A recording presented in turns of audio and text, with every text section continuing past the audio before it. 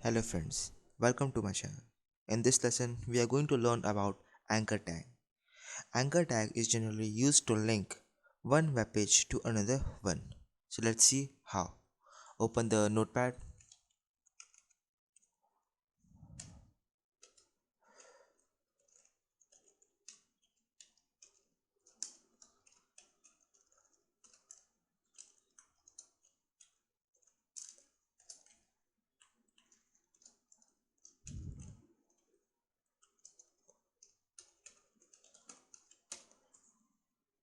Tags for anchor are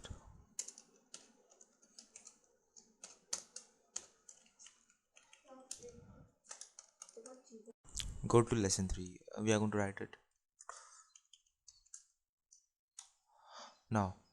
So href here href is attribute of anchor tag, and let's put the value of this attribute, that is double inverted commas.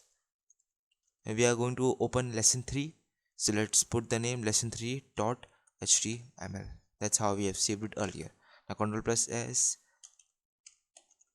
lesson 4, sorry, yes 4 dot html, and all documents. Now save it. Now let's open the file. Now click on lesson 4. When you here you can see lesson 4. When you go here, when you keep your cursor on this, it will show a hand. Click on it. So when we click this link, this will open this lesson 3. It does not open only HTML file, but we can also open Word, PDF or any other files. For example, we can open a PNG file. For example, I just saved a PNG file, copy it, then paste. Now change its name, check the code, and the file name is code.png. Now save it. I'll go back. When we click on it, this will open the file. So basically, this href provides a link to the document to navigate, and go to lesson 3. It shows when we'll click on this, it will open this file.